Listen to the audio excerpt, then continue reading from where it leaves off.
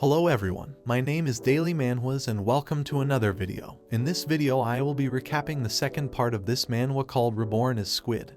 I hope you enjoy the video. The protagonist and Xinian were transported to the space of the system. When he looked at his hand, he realized that in this space, he could return to his original form. On the other hand, Xinian still had the same form, and in her head she had a chain. He immediately knew that this chain was a seal. He extended his hand, and the seal began to fade, transporting him to Xinian's memories. He wondered if he had really returned to his old world. In these memories, she was desperately searching for him. He raised his hand to get her to stop looking, but she ignored him and passed through his body. He knew he was in some kind of memory. Xinian heard the sounds of an accident, so she quickly went to see what was happening.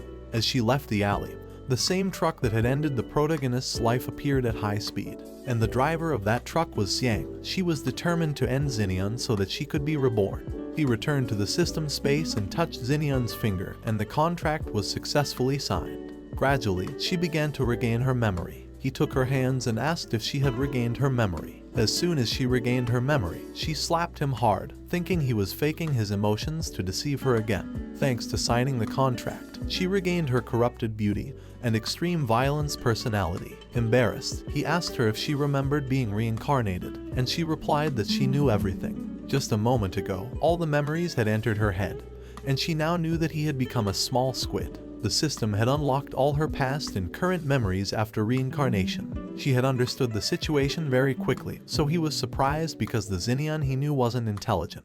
She told him not to underestimate her because when she was bored, she had been reading and studying to improve. A system window appeared to notify them that the contract had come into effect, and now they would receive rewards. The system began to grant rewards. First, they received experience up to level 15. Then their strength and speed increased. Now he could receive locked rewards by defeating a higher level killer whale. And finally, he unlocked the double entanglement technique called Sea God's Knot of Class C. He knew that this was the same ability that the catfish and the old woman had used to defeat them before. Both agreed and used the technique to become the Sea God's Knot. A bright light appeared in front of the dragon, and it didn't take him long to realize that he was in danger. The double entanglement technique activated correctly, and the level 1 sea god appeared. He wondered if this was truly his transformation state. He was the one controlling this new consciousness while his body could change according to the characteristics of the squid. On his forehead, he had a gem, and in this gem, Xinian was eager to start the battle.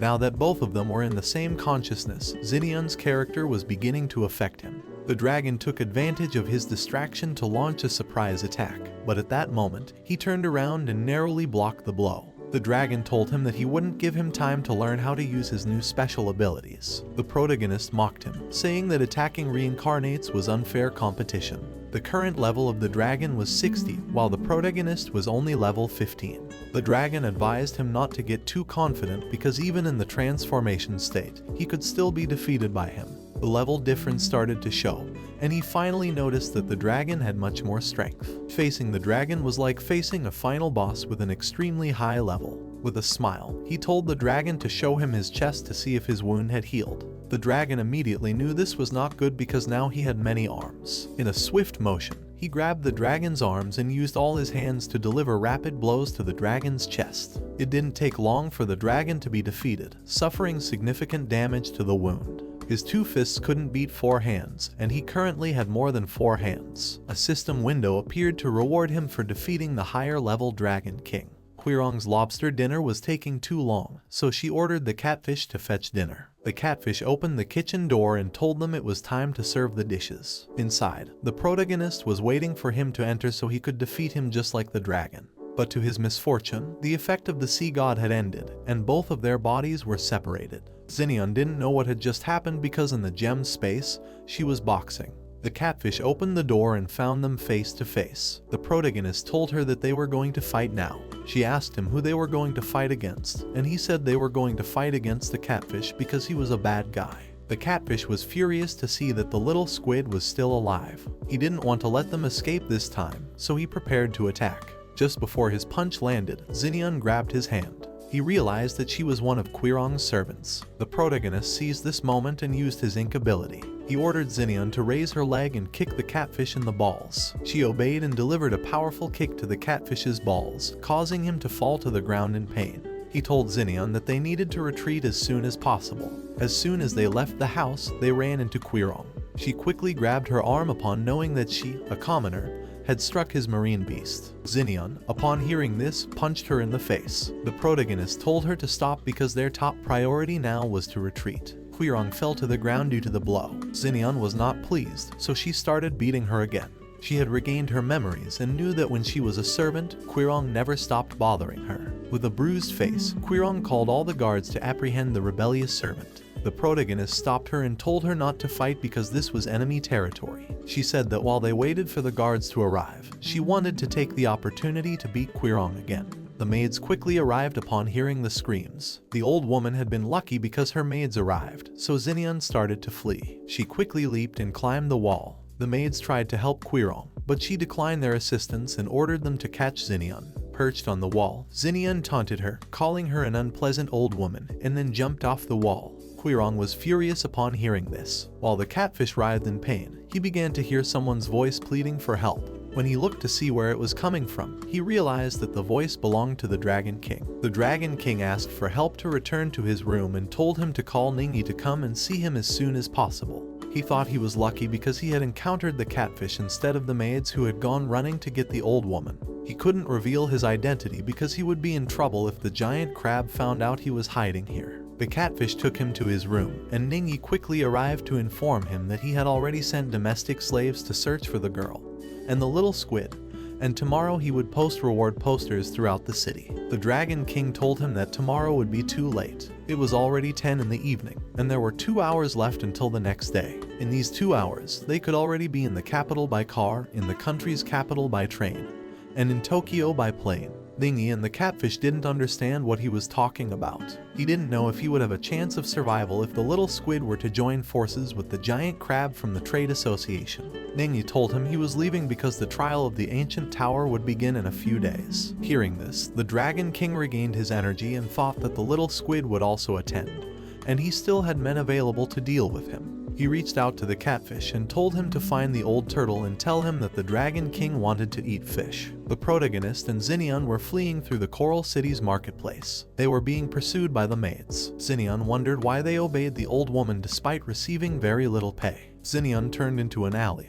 and the maids were delighted because she had no way out since she had just entered a dead-end alley. In this alley, there was an elderly man selling lamb skewers. Upon reaching the alley, they saw that Xinian and the little squid had disappeared. They asked the elderly man about Xinian, and he replied that she had jumped over the wall and escaped. They were furious and surprised by her physical ability to easily jump walls. What they didn't know was that the elderly man was just an illusion created by the protagonist. Xinian asked the protagonist how he had found her performance. He told her she was silly because you couldn't find lamb skewers at the bottom of the sea. Furious, Xinian began to stretch his face and told him that she had seen it on SpongeBob, and in the deep sea, they made crab patties, so it was impossible not to have lamb skewers. As they argued, the giant deep-sea crab from the Trade Association of the Coral City appeared behind them. Holding a sign, he asked them if they had a license. Xinian told the protagonist that they were in trouble because in their past life, they used to steal licenses to sell fruit, and now they were receiving their punishment. The giant crab waved the sign, urging them to hurry up and show their license. Xinian asked if they should beat him up, and he told her to wait because he was going to check his level. He used the system to access basic information about the crab.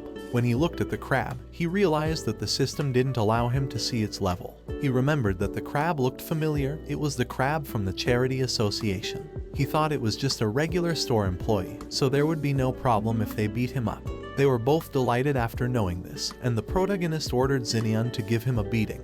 She delivered a powerful kick to his face that sent him flying. The protagonist told her she could keep beating him while he watched to ensure no one intervened. She grabbed a chair and approached the giant crab, who was confused as he didn't know why he was being attacked. She told him he had provoked the wrong person and continued to beat him with the chair while the protagonist kept an eye on the area. After receiving several blows, the crab grabbed the chair and stood up angrily. She said something was wrong because the crab was now angry. The protagonist was confused because he thought the giant crab was just an NPC without levels. A system window appeared to notify him about Appendix 57, stating that the system user couldn't view the character panel of anyone with a level 50 or higher. He was angry and wanted to kill the system developer. He realized this wasn't good because the giant crab was at least 50 levels higher than him. The crab held up another sign, declaring that negotiations were over and they were now considered dangerous criminals for using violence. Xinian wondered how the text sign had changed so quickly and knew they were in trouble because they had been labeled as dangerous criminals. Both began to flee while the giant crab chased them.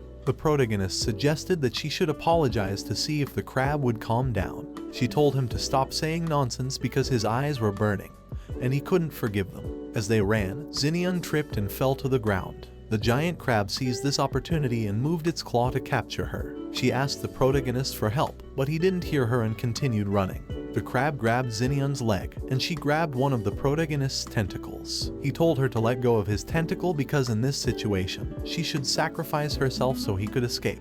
He promised that if he escaped alive, he would achieve great accomplishments and grant her an honorable position behind him, as well as bestow her with infinite mourning after death. She said she would only part when heaven and earth came together, and if they were to die, they would die together to be reborn together. He thought this wasn't very fair. He told her to stop watching short videos because she was now saying nonsense she had seen in those videos. She was using dialogues from Kyung Yu and speaking like an obsessed person. She replied that he shouldn't talk to her like that because if she was going to die, she wanted to die by his side. Bubbles suddenly appeared out of nowhere, and in the blink of an eye, their bodies were enveloped in these bubbles. Both tried to escape from the bubbles, but no matter how hard they tried, the bubbles wouldn't break. The protagonist realized that this was a controlled ability. He looked towards the giant crab, which was spewing its crab bubble ability. Upon knowing this, both of them disgusted themselves to the situation. The giant crab created more bubbles to transport them. After a few minutes, they arrived at a mansion number 8 of Baba's Trade Association.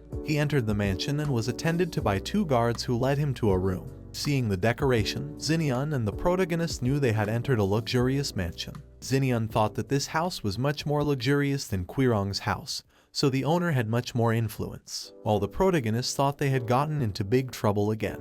The crab walked up to a door, and the secretary opened the door and told him that the president had been waiting for him for a long time. He entered the room and closed the door, then deactivated the bubble ability. The bubbles exploded in the air, and Xinian fell on top of the protagonist, squashing him. Quickly, she asked if he was okay, and he replied that he was fine thanks to his soft body. Both looked around and saw Uncle Ba from the south, the contractor. He had signed the contract with the giant crab and was the general manager and president of the trade association. He was the godfather of businesses, controlling 80% of the economic transactions in the entire Coral City, and his power was immeasurable. The giant crab approached him and began to tell him everything that had happened. Xinian realized that he was the boss here, while the protagonist wondered how Uncle Ba could understand the crab when all it could say was glue glue. He introduced himself as Uncle Ba, the president of the Baba Chamber of Commerce. The protagonist and Xinian also introduced themselves, thinking he might be like the bad guys in movies who buried people in cement barrels and threw them into the Tokyo harbor. Uncle Ba told them that he knew everything about the situation and believed that they both had a lot of courage to attack the giant crab.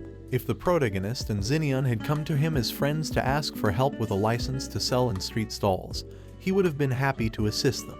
However, they had set up a stall in his territory without permission and had also beaten up one of his men. He told them that they had shown him no respect with their actions. Xinian and the protagonist were terrified. Uncle Ba, with a wicked expression, asked them what punishment they should receive. The frightened protagonist said that it wasn't impossible for them not to respect him because he was Uncle Ba, and his name was famous like thunder, and he felt an inexhaustible admiration for him like the waters of a never-ending river. Xinian said that she had always been a fervent follower of his since she was born and considered herself his #1 fan.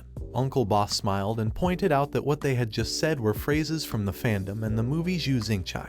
He immediately asked them if both of them had reincarnated. The protagonist hit Xinian with his tentacles and blamed her for making movie references. He thought they were in trouble if Uncle Ba also hunted reincarnates like the dragon. She tried to excuse herself, saying she didn't know there were so many reincarnates here. Uncle Ba asked if they had met the brat from the Crocodile King Dragon and thought that if they had escaped his clutches, it showed they had some real ability. The protagonist, upon hearing this, thought that he had faced the dragon before and remembered the dragon had a wound on his chest from their previous encounter. Someone knocked on the door of the room and asked Uncle Ba if he was available. He gave them permission to enter. Uncle Ba's secretary entered and told him that there was a new reward mission posted by the Kui family. Xinyan and the protagonist were filled with fear upon hearing this. Desperate, she asked if they had been caught, and they were in serious trouble. She also asked what they should do in this situation. He reassured her not to worry, as he was thinking about what to do. The secretary informed them that the reward was 6,000 pearl shells for a maid and an octopus. As he thought about the maid and the octopus, he looked at both of them. Xinyan nervously asked the protagonist if he had already decided what they were going to do. He believed that Uncle Ba's influence and wealth surpassed that of the Q family. Even with his current level, he couldn't access the crab's data, so Uncle Ba's power was definitely above the Dragon King's. Uncle Ba had previously referred to the Crocodile King Dragon as a kid with a very disdainful tone, leading the protagonist to believe that the dragon was not one of Uncle Ba's peers. With his wealth, Uncle Ba would probably disregard this small reward as long as they could please him. There might be a chance for him not to turn them in. Uncle Ba asked both of them if they were Hue Kang and Xinyan. The protagonist said they were here. He looked at Xinyan's wanted poster and asked if it was her. Nervously, she replied that it wasn't. Then he looked at Hue Kang's wanted poster and asked if it was him.